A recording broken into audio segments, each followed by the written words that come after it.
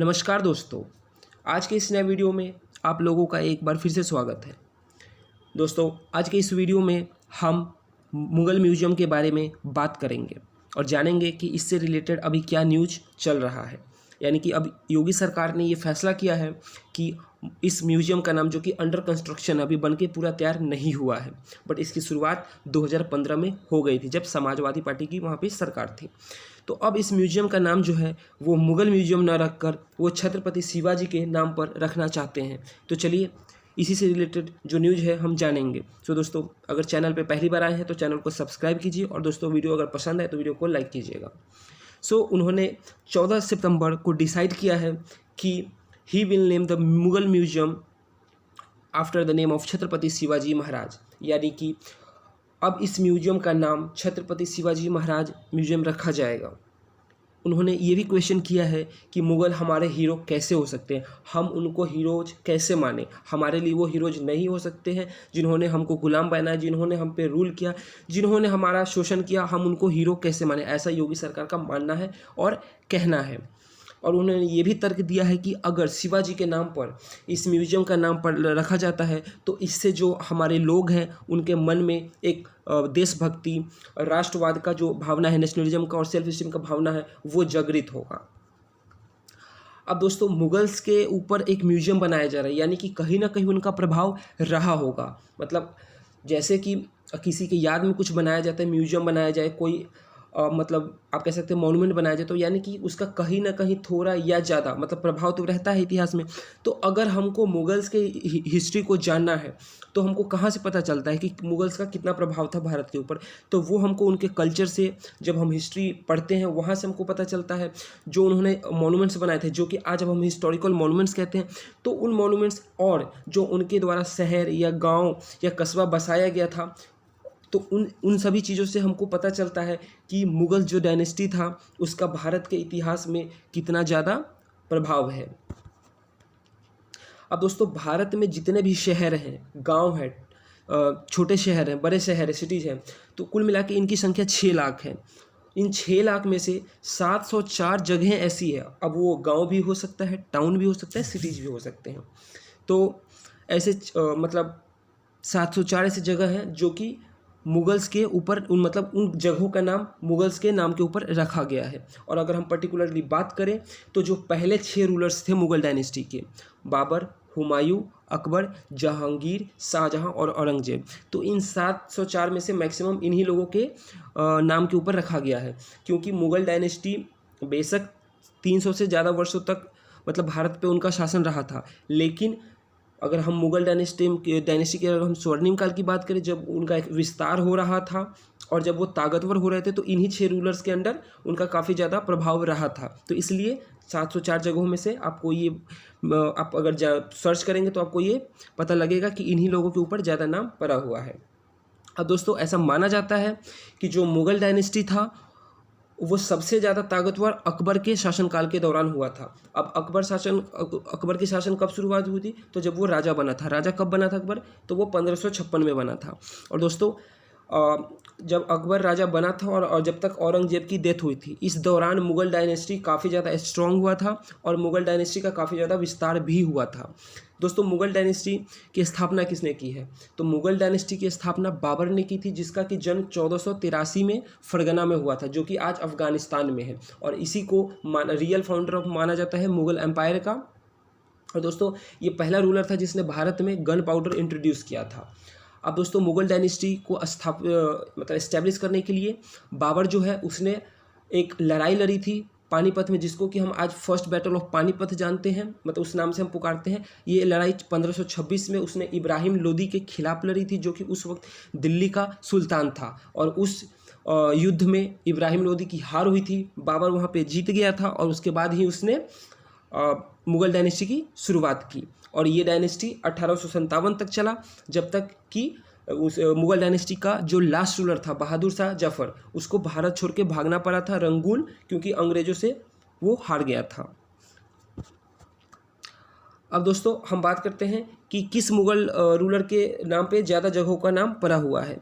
तो दोस्तों, क्योंकि अकबर काफ़ी ज़्यादा मतलब अकबर के मतलब जो अकबर का शासनकाल था वो काफ़ी लंबा था, करीब 50 साल के करीब था। तो इसलिए 251 ऐसे विलेजेस हैं, टाउन्स हैं जो कि अकबर के नाम पे पड़ा हुआ है। उसके बाद 177 ऐसे जगह हैं जो औरंगजेब के नाम के ऊपर है, जहांगीर के नाम पे 141, शाहजहाँ के नाम पे 63, बाबर के नाम पे 61 और हुमायूं के नाम पे 11। तो दोस्तों आप ये देख रहे हैं कि इन 6 में भी काफ़ी ज़्यादा वेरिएशन है। अकबर के नाम पे 251 विलेजेस है, क्योंकि अकबर का मैंने आपको बताया कि अकबर भारत पे जो जब उसका शासनकाल जो था वो करीब 50 साल का था। और हुमायूं के नाम पे बहुत कम है, क्योंकि दोस्तों हुमायूं बहुत कम दिनों के लिए शासन किया था, क्योंकि वो 1530 से 1556 तक माना जाता है। लेकिन इस दौरान बीच में शेरशाह सूरी ने उसको हराया था, तो बाबर को भारत छोड़ के जाना पड़ा था। और दोस्तों सॉरी, हुमायूं को जाना पड़ा था, क्योंकि हुमायूं जो है वो शेरशाह सूरी से हार गया था और सबसे ज़्यादा दिनों तक रहा था अकबर, इसलिए उसके नाम पे सबसे ज़्यादा गांव या शहरों का नाम पड़ा हुआ है। अब दोस्तों बात करते हैं कि भारत के किस राज्य में कितने ऐसे शहर हैं, गांव हैं जो कि मुगल रूलर्स के ऊपर उनके नाम पड़े हुए हैं। तो अगर हम स्टेट वाइज बात करें तो उत्तर प्रदेश में ऐसे 396 ऐसे जगह है, 396 ऐसे जगह है जो कि जो टाउन्स है जो कि bearing the names of the Mughals, यानी मुगल्स रूलर्स के ऊपर उनका नाम पड़ा हुआ है। UP is follow by Bihar with 97, यानी बिहार में भी ऐसे 97 प्लेसेस हैं जो कि मुगल्स को नाम बियर करते हैं, यानी कि उनके नाम मुगल्स रूलर के ऊपर पड़े हुए हैं। देन महाराष्ट्र का नंबर आता है जहाँ पे 50 ऐसे जगह हैं, और उसके बाद हरियाणा का नंबर आता है। अब अगर इन नामों में से भी हम बात करें तो सबसे ज़्यादा कौन सा नाम प्रचलित है, फेमस है, तो अकबरपुर, औरंगाबाद, हुमायूंपुर और बाबरपुर, यानी कि ऐसे सेम सेम जगह आपको अलग अलग स्टेट में मिलेंगे। अब जैसे देखिए the most common name is Akbarpur, of which there are nearly 70 across the country, यानी अकबरपुर जो गाँव नाम है ये पर्टिकुलर, ये भारत में 70 जगह आपको मिलेंगे, है ना दोस्तों। ये काफ़ी ज़्यादा अमेजिंग कि एक ही नाम से आपको ये बिहार में भी हो सकता है अकबरपुर, आपको ये यूपी में भी मिल सकता है, यूपी में आपको 2-3 अकबरपुर भी मिल सकते हैं। तो कुल मिला के भारत में ऐसे 70 अकबरपुर हैं। उसके बाद अगर हम बात करें तो औरंगाबाद का आता है जो कि 63 प्लेसेस है। अब अगर आपको एग्जाम्पल जानना है तो एक औरंगाबाद महाराष्ट्र में है, एक औरंगाबाद बिहार में है। और दोस्तों इन औरंगाबाद का जो आप नाम ज़्यादातर जब इलेक्शंस होते हैं तब आप ध्यान दीजिएगा कि महाराष्ट्र के औरंगाबाद का भी बहुत ज़्यादा न्यूज़ में आता है, बिहार के औरंगाबाद भी काफ़ी ज़्यादा न्यूज़ में आता है, क्योंकि ये दोनों ही लोकसभा और विधानसभा कॉन्स्टिट्यूंसी है दोनों स्टेट में। तो इलेक्शन के वक्त आप इन नामों को ज़्यादा सुन सकते हैं। लेकिन देखिए दोस्तों औरंगाबाद बिहार में भी है और महाराष्ट्र में भी है। अब दोस्तों यूपी गवर्नमेंट ने ऐसा मतलब उन्होंने क्यों किया है कि अब वो जो म्यूजियम है उसका नाम वो शिवाजी के ऊपर रखेंगे, मुगल्स के ऊपर नहीं रखेंगे। तो दोस्तों अगर हम एक पैटर्न को अगर हम देखें कि जब से योगी सरकार मतलब उनका कार्यकाल चालू हुआ है 2017 में, जब योगी बीजेपी की सरकार आई थी, जब योगी आदित्यनाथ को मुख्यमंत्री बनाया गया था, तो उन्होंने काफ़ी ज़्यादा मतलब जगहों का उन्होंने नामकरण किया है, मतलब उनको रीनेम किया है। जैसे मुगल सराय जो रेलवे स्टेशन था उसका उन्होंने नाम बदलकर पंडित दीनदयाल उपाध्याय रख दिया, इलाहाबाद को उन्होंने प्रयागराज कर दिया और फैजाबाद को उन्होंने अयोध्या कर दिया। और दोस्तों ये क्यों करते हैं वो, तो उनका ऐसा मानना है। और अगर हम संघ परिवार कि अगर हम आइडियोलॉजी की बात करें तो उनका कहना है कि अगर इन नामों को हम बदल कर और ऐसे नाम हम रखते हैं अगर जो कि हमारे देशवासियों मतलब हमारे लोगों के बीच में नेशनलिस्ट मतलब फीलिंग्स को जागृत करे। और उनका ये मानना है कि जो हमारा इस्लाम इन्होंने जो मतलब मुगल्स रूलर थे या जो बाकी दिल्ली के सल्तनत थे, तो उससे पहले का जो हमारा हिस्ट्री था उसको हम दोबारा मतलब कहते नहीं है कि अगर हमारा एक हिस्ट्री रहा है फिर बीच में आकर कोई जो फॉरेनर्स होते हैं, जो एलियंस होते हैं, जो हमारे कंट्री के नहीं हैं, तो जब वो हमारे ऊपर अटैक करते हैं तो वो हमारे कल्चर को, हमारे हिस्ट्री को ख़त्म करने की कोशिश करते हैं।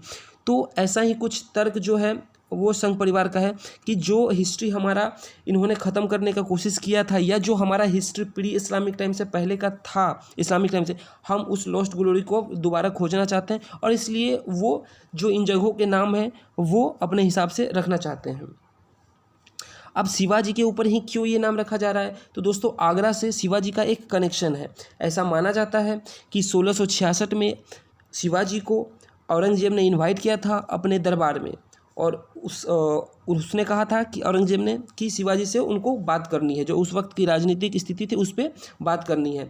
लेकिन ये औरंगजेब का एक चाल था और जब शिवाजी वहाँ पहुँचे थे तो उसने शिवाजी को कैद कर लिया था, बंदी बना लिया था। लेकिन शिवाजी अपने आप कह सकते हैं कि बुद्धि, विवेक, इनसे, क्योंकि वो काफ़ी ज़्यादा, आप कह सकते हैं सिंपल भाषा में, बहुत ज़्यादा इंटेलिजेंट थे, तो वो वहाँ से निकल, अपने शिवाजी और उनके जो पुत्र थे वो दोनों वहाँ से जिंदा बच निकले।